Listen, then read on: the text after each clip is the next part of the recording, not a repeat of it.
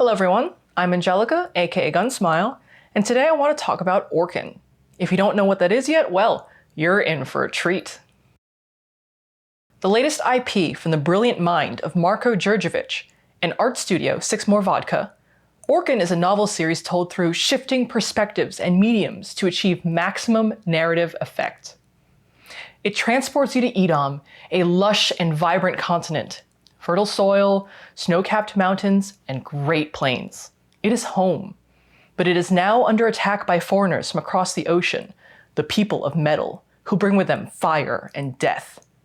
Meanwhile, in the spirit world, the Midnight Wolf battles the Sabertooth, vying for dominance. The Khar are the masters of Edom, the children of its unconquered sun. They are the blood and bones of the earth. With fang and claw, they must fight back against the invaders or face extinction. Now, when you think of fantasy worlds, many of them feature the common fantasy races: humans, elves, dwarves, gnomes, and orcs. Orken reimagines the trope of the orc in the Khar, the dominant race of Edom. Instead of reusing the stereotype, painting them as ugly, stupid, and one-dimensional, which has pervaded fantasy titles for decades, the Khar are complex and cultured, with a rich and storied history spanning thousands of years. But neither are they a perfect monolith. Though they were once a great family united by blood, pointless wars and petty arguments have driven them apart, fracturing them into countless tribes.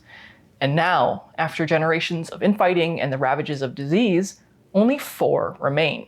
Since this video is an introduction to the IP, I won't go into detail for each tribe just yet. We'll take a quick glimpse at them now to whet your appetite for more. First up are the Jakhar, a nomadic people. They are the most numerous of their species, with countless bloodlines living across the great plains, steppes, and river valleys along the eastern and southern continent. They are also leaner and lighter than their cousins, able to run long distances without needing food, water, or sleep. Unsurprisingly, Jakhar are the perfect scouts and messengers, and the other tribes rely heavily on them for news and information. But the Jakhar are cursed too, shunned by their brethren for being half-blooded mongrels. Forbidden from living in the cities of other Khar, the Jakhar have made the most of their itinerant lifestyle. They have embraced the open land and the wide sky above, and know how to truly be free. The next tribe are the Karakhar. They are proud and prosperous, chosen by the totems to lead their brethren through the ages. With the hard work of their own 2 hands, they have built up great cities of stone, with grand palaces for their royalty and massive temples to their gods. Large branching families have sprung up and spread across the entire continent of Edom. But there is a reason the Karakhar are called the Children of Fury. Prone to mean tempers and bouts of violence, they have disgraced themselves in the eyes of the unconquered sun.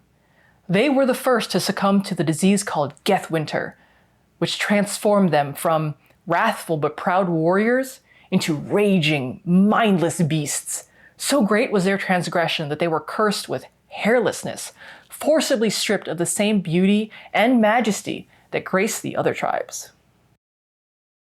Third of the 4 tribes are the Gorokhar. The last of the pure-blooded tribes, they are noble warriors and master archers, capable of shooting down their enemies with devastating precision. Though they aren't as physically impressive as the Khar of other tribes, they are fearsome and imposing in their own right. It is no wonder that the Gorokhar were once destined to unite all the tribes of Khar and merge the bloodlines into one great family. Unfortunately, the Gorokhar were abandoned. The crown of leadership passed over their heads to settle on the bald scalps of the Karakhar. Bitter and betrayed, the Gorokhar retreated to their mountain strongholds to nurse their hatred and plot their revenge. Now, with the arrival of the Midnight Wolf, they may reclaim what is rightfully theirs. Finally, we have the tribe of Urukhar. The oldest of all the Khar, they have witnessed the passing of time into the annals of history. Taller and stronger than their cousins, they never stop growing for as long as they live. Their oldest members are gargantuan in size, stooping with the weight of age. They live in the farthest reaches of Edom upon snow-capped peaks and endless glaciers, only traveling south for the winter.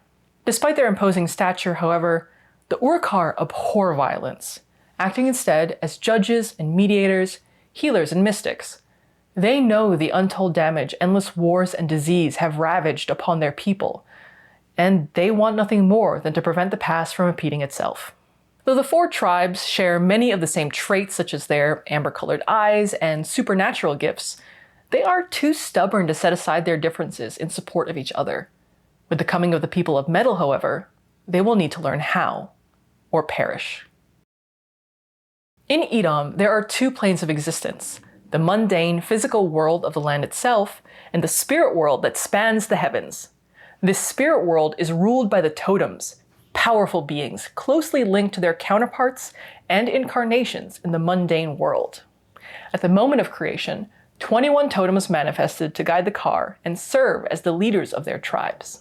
But the passing of ages, or tides as the Khar call them, have taken a toll upon the totems. As wars raged across Edom, so too did war disrupt the balance of the spirit world. Of the original 21, only 7 totems remain. The rest have perished or fled into a long hibernation. And just when it seemed that stability and peace had returned to the spirit world, an 8th totem entered the arena, willing himself into existence to usurp the king from his throne. Now the heavens are in turmoil once again, and only time will tell who emerges the victor. Now, in matters of faith, the Khar are deeply spiritual, inextricably linked to the 8 totems of Edom.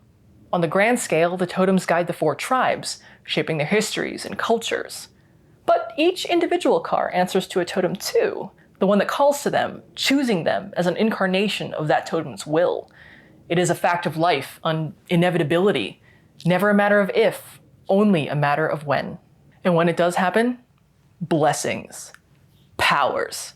How these manifest differ from Karakhar and from totem to totem. Most will hear their totem's advice guiding them through life's challenges, but occasionally, a truly blessed incarnate will be able to channel energy from the spirit world for impressive, supernatural feats. If you enjoyed this video, I highly recommend checking out the website at orkenworld.com and signing up for the Kickstarter, which I will link in the description box below. Until next time, be kind to each other.